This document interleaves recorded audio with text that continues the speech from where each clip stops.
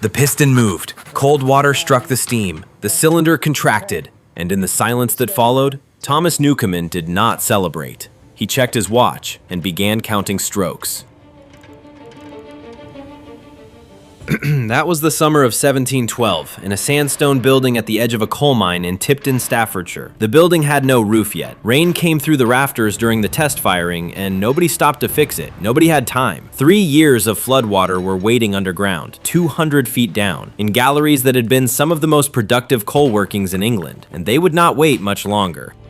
Coal was everything in the early 18th century. Not metaphorically, literally everything that heated a home, fired a furnace, drove a glass kiln, or a brick oven ran on coal. And coal meant depth, because the shallow seams were already stripped clean. Every pit that mattered was deep, and deep meant flooded.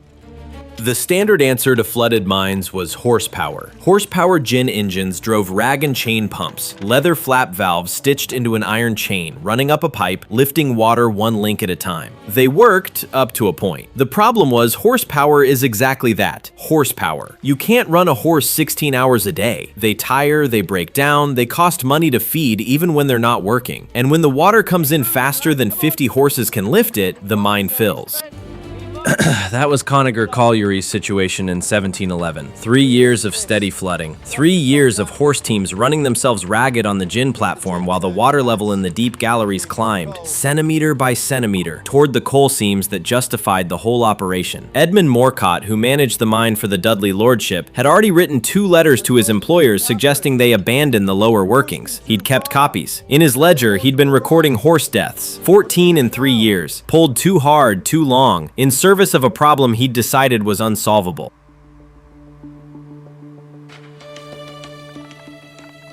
Thomas Newcomen arrived at Conygre on a Tuesday in late spring 1712. He came by cart from the Birmingham Road with 2 crates of tools and a set of drawings that had been revised so many times the paper had gone soft at the fold lines. He was an ironmonger by trade, a Baptist lay preacher by conviction, and an engineer by something that doesn't have a clean name. The particular obsession that makes a man spend 10 years on a problem because the problem is there, and the numbers say it's solvable.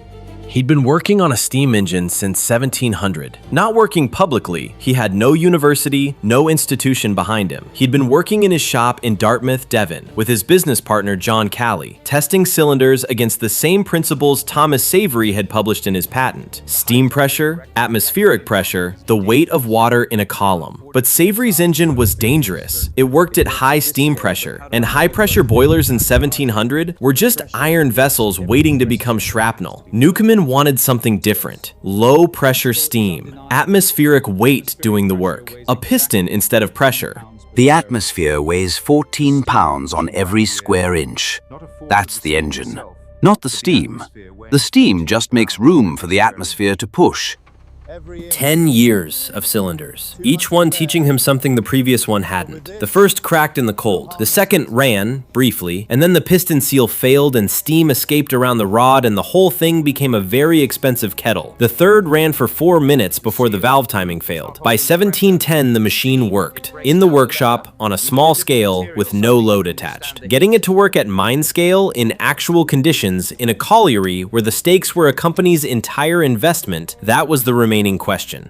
Edmund Morcott met Newcomen at the gate with his ledger under one arm and the expression of a man who had already decided the answer was no. He'd seen 2 other certain solutions in 3 years. An improved horse gin that had cost 800 pounds and moved no more water than the old one, a theoretical steam pump from a London projector who'd taken a deposit and then vanished. Morcott was not, by disposition, a man who trusted certainty.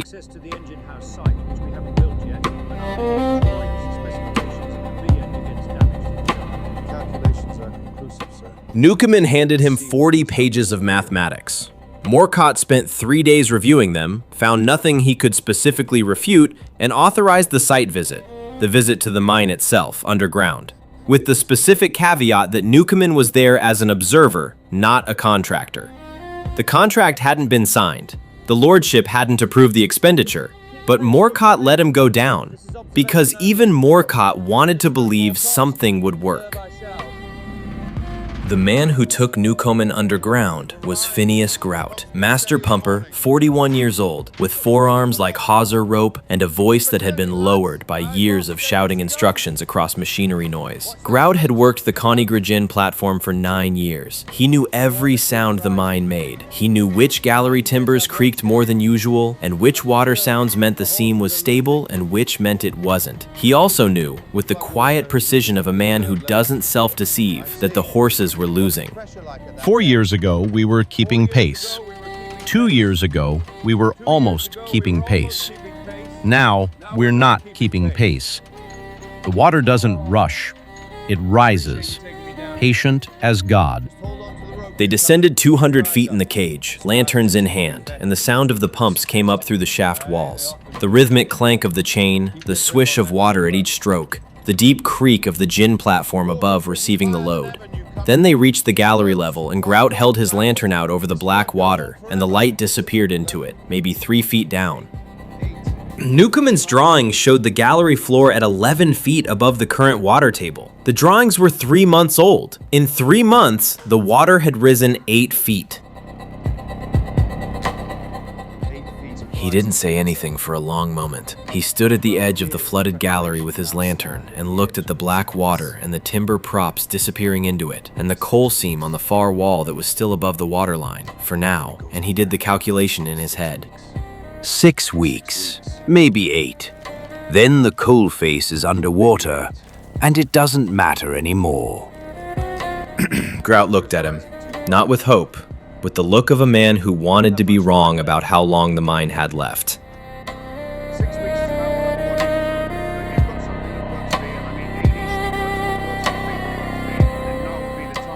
Newcomen looked back at the water. The water didn't look back. It just rose, as it had been rising, as it would keep rising, as patient and indifferent as the geology that fed it. He'd been thinking about this problem for 12 years. Since the first time he'd visited a flooded tin mine in Cornwall and understood, with the clarity that only an engineering mind produces, that the problem wasn't water. The problem was a missing machine. He had the machine. He was standing here, at the edge of a flooded gallery, 200 feet underground, with his plans in a satchel, and 6 weeks before this whole colliery was finished, because the universe didn't care whether he'd spent 12 years on this or 12 minutes. Physics didn't owe him anything, and for the first time, standing in that black water's reflected light, he felt the weight of that, and found it clarifying, rather than crushing. He had 6 weeks. He'd better not waste any of them. The engine house went up in 4 weeks. Not because the build was easy, it wasn't. Sandstone blocks needed cutting and dressing. The boiler foundation required exact leveling. The roof beam had to carry the weight of the great working beam overhead, and everything hung from it. But Newcomen drove the build the way a man drives something when he knows exactly how many days he has left.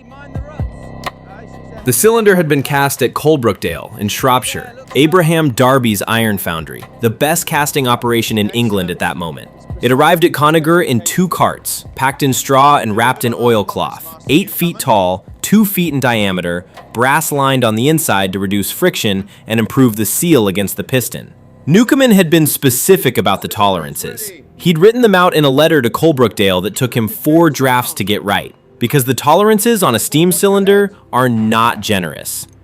The principle of the engine was this. Water in the boiler below is heated to steam. The steam rises into the cylinder and fills it, pushing the piston up. Then, and this is where the genius is, cold water is injected around the outside of the cylinder, cooling the steam back into water, collapsing the steam's volume by a factor of roughly 2,000 to 1. That collapse creates a vacuum inside the cylinder. Atmospheric pressure, 14 pounds per square inch, pushes the piston down. The piston connects via a chain to one end of a great rocking beam overhead. The other end of the beam connects to the pump rod, which descends the shaft. The piston going down pulls the pump rod up, lifting water. It was Callie who'd worked out the valve timing. Callie, who was a glazier and not an engineer in any formal sense, but who had a gift for mechanism that Newcomen had relied on since 1700. He'd spent 3 months in the Dartmouth workshop doing nothing but opening and closing valves by hand, feeling the resistance, timing the intervals, until the sequence became something he could do without thinking. Steam in, cold water on, vacuum, stroke, release, repeat. The tin lining on the interior valve housing. I used a soldered joint. Easier to reseal if the steam pressure stresses it. It'll hold. Probably. Probably. 10 years of work and the margin of confidence was probably. But Callie had never been wrong about a joint, and Newcomen trusted him the way engineers trust people who know things through their hands that theory can't reach. The boiler was lit for the first pressurization test on the 14th of July. Newcomen was at the cylinder. Callie was at the valve gear. Grout had come up from the underground coordination point to watch. His expression was the careful neutral of a man who wants to hope and won't let himself yet. Morcott stood at the engine house doorway, ledger open, pencil in hand, as if he intended to record the failure before it happened. The steam pressure built over 40 minutes. Newcomen watched the pressure gauge, a simple YouTube manometer, mercury column, and counted. The cylinder had warmed. The piston had been worked by hand to confirm it moved freely in the bore. Everything was ready. Callie's hand was on the steam admission valve. And then the pressure gauge showed they were at working pressure, and Callie opened the admission valve and steam rushed into the cylinder, and the steam admission valve stuck. Not stuck as in difficult to move, stuck as in it wouldn't close. Steam was going into the cylinder and the valve wouldn't shut, and the boiler was still building pressure with nowhere for it to go, and the pressure gauge was climbing past working pressure, 10% over, 15, 20, and the boiler was a riveted iron vessel that would hold until it didn't.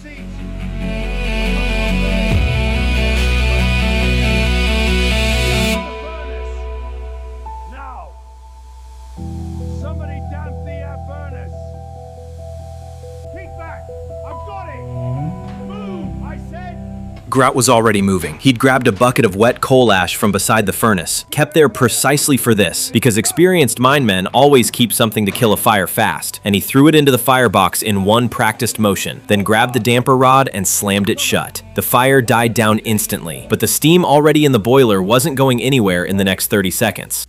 Newcomen was at the valve housing with a wrench. The steam admission valve was a simple bronze disc against a brass seat. Simple in design, violent in failure. He got the wrench on the valve stem and pulled. The steam pressure was fighting him from inside. His arms shook. The cylinder above him was hot enough to blister skin.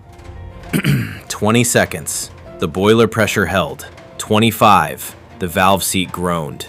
30. The valve broke free.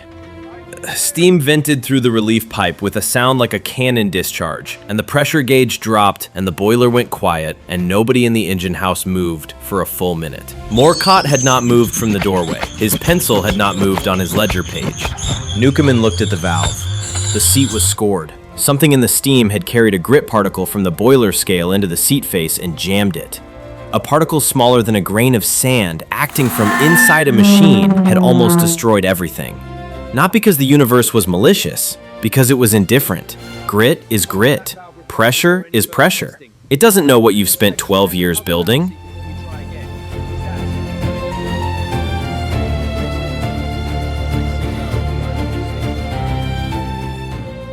Newcomen looked at him, not with resentment, with the expression of a man who has been calculating in the back of his mind how long it takes to grind a new valve seat.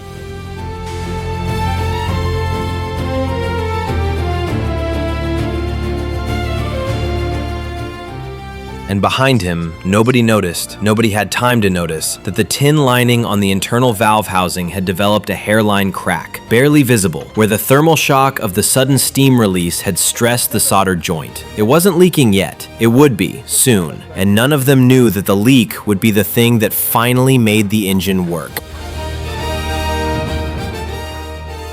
The replacement valve seated cleanly. The second firing was quieter than the first. No drama, no crisis, just steam building in the cylinder and Callie's hand on the valve gear and the slow, deliberate sequence of steam in, cold water on, piston down, beam rocks, pump rod rises. It ran for 3 strokes. Then the piston seal needed tightening. Then it ran for 7 strokes. Then the timing needed adjustment. Then 12 strokes. Then 20.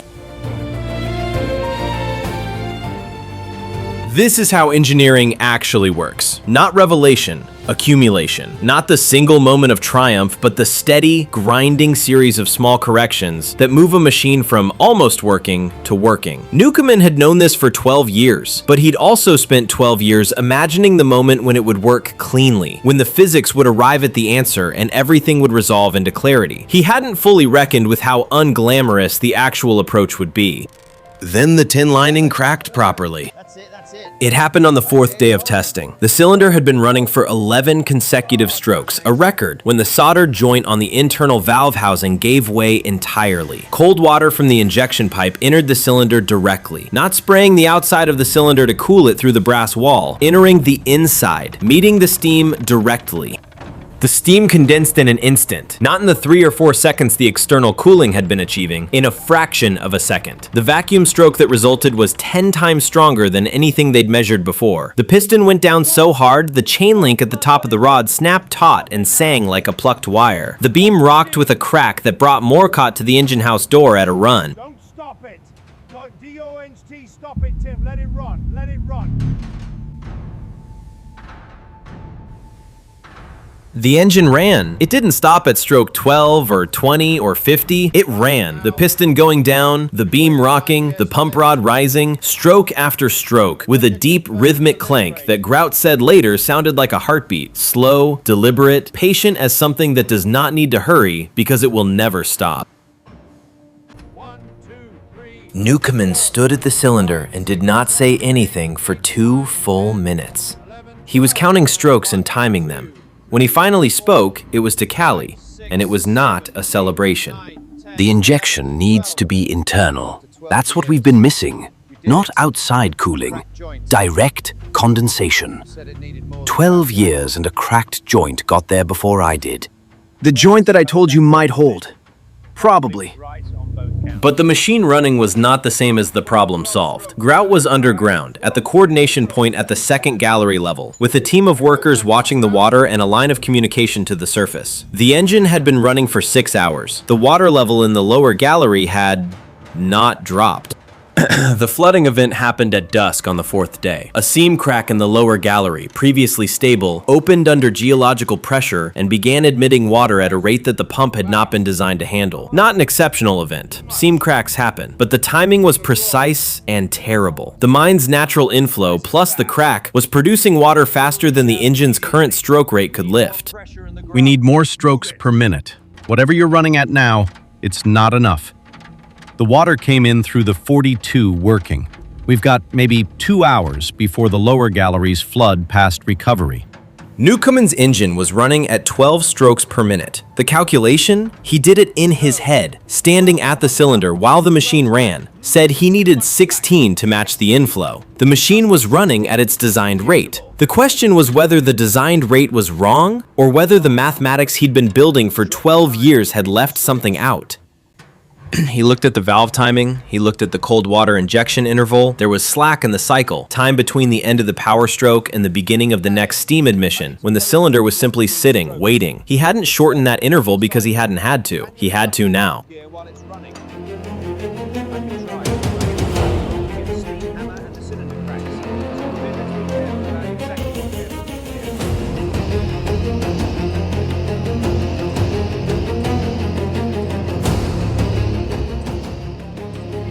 Callie adjusted the valve gear by feel, 1 tooth at a time on the cam while the engine ran, 13 strokes per minute, then 14. Morcott was in the engine house now, standing against the wall, his ledger open but his pencil still. 15 strokes. The beam rocked faster. The pump rod rose and fell with a new urgency, pulling water up the shaft in a continuous column. Grout's voice came up the speaking tube at the shaft head. Water level in the lower gallery, still rising. Rising. And then, not rising. Not falling yet, not draining, but not rising. The engine had matched the inflow rate. The seam crack was feeding water and the engine was lifting it, and the 2 rates were holding equal, and Phineas Grout, standing 200 feet underground in a flooded gallery with a lantern and a measuring rod, called up the shaft, "Hold pace! We're holding!" Nobody in the engine house spoke. The machine ran at 15 strokes per minute, the beam rocking back and forth, the chains singing, the boiler hissing, and outside the unfinished roof, the summer sky had gone dark, and the stars were out, completely indifferent to what was happening beneath them. Nobody knew whether the seam crack would widen. Nobody knew whether the engine could hold pace through the night. The mine was balanced on the edge of its own survival. One geological event away from being lost. One mechanical failure away from everything Newcomen had spent 12 years building becoming a monument to insufficient timing. The engine ran. Whether it would be enough, that was still open. The seam crack stabilized at 2 in the morning. Not because anything intervened, the geology settled, the way geology sometimes does, for reasons that have nothing to do with the people trying to manage its consequences. The inflow dropped. The engine, running at 15 strokes per minute, was now lifting more water than was entering. For the first time in 3 years, the lower gallery water level began to fall. We can dig again. It fell slowly, 1 inch per hour, then 2. By dawn, 1.5 feet. By mid-morning, the day shift came down to find timber props standing in water that came to their knees instead of their chests, and the gang foreman sent up a message through the speaking tube that Morcott read twice before folding it and putting it in his coat. Morcott had not slept. He'd spent the night at the engine house watching the machine run, making notes that weren't quite what his usual notes were. Not figures of mechanical failure and financial exposure, but something closer to inventory. Stroke rate, temperature of the cylinder, water temperature in the injection cistern. Things he'd need to report to the lordship, yes, but also things he found himself wanting to know on his own account. Horse losses, mechanical failures, costs, expected losses.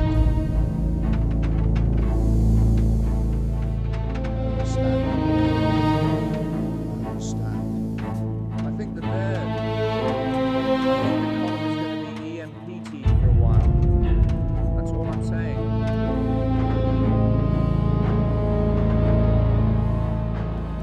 That was as close as Edmund Morcott would come in any documented record to admitting he'd been wrong. Not wrong about caution. His caution had come from real experience of real failures, but wrong about what was possible. The two things are different, and Morcott, for all his careful ledgers, had treated them as the same.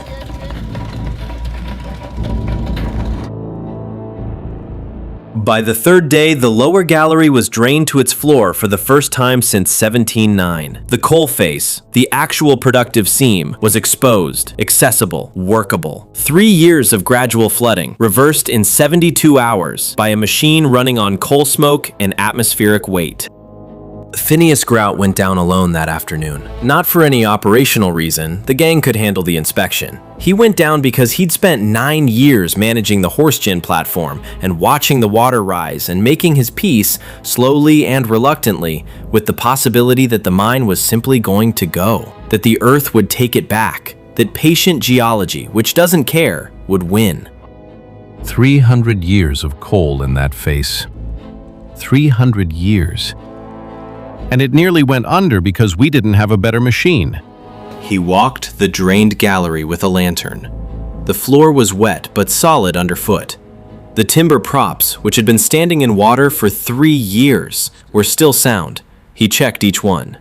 The coal seam ran unbroken along the west wall, black and dense, exactly as productive as the surveys had promised. He didn't say anything else. He walked the gallery, checked the props, and walked back out. Newcomen was at the engine when Grout came up. He'd been running calculations on the machine's actual performance, not theoretical, measured. At 15 strokes per minute, the engine was lifting roughly 52,000 gallons of water per day from the 200-foot depth. The horse gin at peak operation had been lifting 16,000. The engine was doing the work of roughly 3 times the horses, running continuously on coal that cost a fraction of what 50 horses cost to feed and stable and replace when they died. But he wasn't calculating to celebrate. He was calculating because something was bothering him. He'd spent 12 years believing, not quite consciously, but believing that if the engine worked, it would mean something beyond itself. That the mathematics confirming a viable vacuum cycle was also, somehow, a confirmation that the universe was ordered in a way that rewarded effort. That getting the physics right was proof of something larger than physics. The cylinder condensed the steam because steam condenses when you cool it. That's all. Not because I needed it to, not because 12 years earned it, because the physics is the physics. He stood in the engine house, with the machine running its 15 strokes per minute, and the mine draining 200 feet below, and the beam rocking back and forth, with the patient rhythm of something that doesn't need encouragement. And he understood, for the first time, what the problem had actually been. Not the engineering. The engineering was solvable, and he'd solved it. The problem was his belief that the universe owed him a meaning that matched his effort. That God's laws, discovered through work, were a kind of answer. They weren't. Steam condensed because steam condenses. The mine flooded because geology doesn't care about miners. The engine worked not because the universe had been waiting to confirm Newcomen's worth, but because the universe is governed by laws that can be discovered and used. Precisely because they don't play favorites. You can't game an indifferent system, but you can learn it. And learning it is not nothing, it's everything.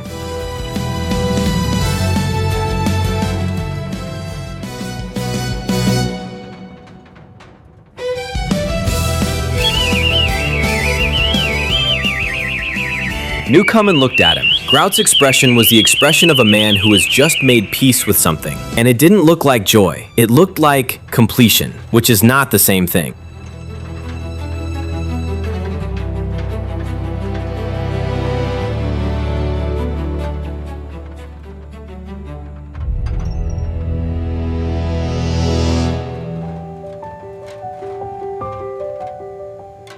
The engine ran through the night.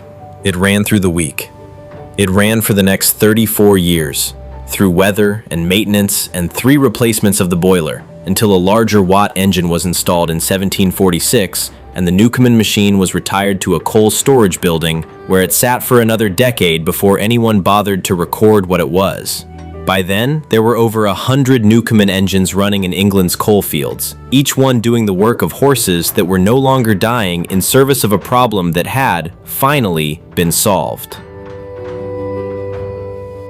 Morcott closed his horse losses ledger that afternoon and did not open a new page. He filed it in the site office at Conygre, where it sat for the next 2 centuries until an industrial archaeologist found it in 1963, still legible. The last entry dated the day before the engine fired its first successful continuous run. 14 horses in 3 years. After that, nothing. The column was empty. The machine had made it empty. Thomas Newcomen never claimed to have invented anything. In the few records he left, he described the engine as a mechanical device for utilizing a known principle, atmospheric pressure, in a practical application. He didn't claim divine inspiration or scientific breakthrough. He described what he'd built the way an engineer describes a thing that works, by its function, its performance, its measured output. This is the engine. This is what it lifts. This is how long it runs. That's all. The universe that flooded Conygre Colliery is the same universe that made the engine possible. The same indifference that drove the water into the mine also wrote the laws that let a man condense steam in a brass cylinder and use atmospheric weight to lift it back out. The physics doesn't care which way it goes. That's why you can learn it. That's why it works. Phineas Grout extinguished the last gin platform lantern at 9 o'clock on a July evening in 1712 and walked home through a coal-black summer night with the sound of the engine behind him, steady and patient and utterly indifferent, doing the work that horses could not, would not have to do again. He didn't say anything. He just walked. The engine ran on without him.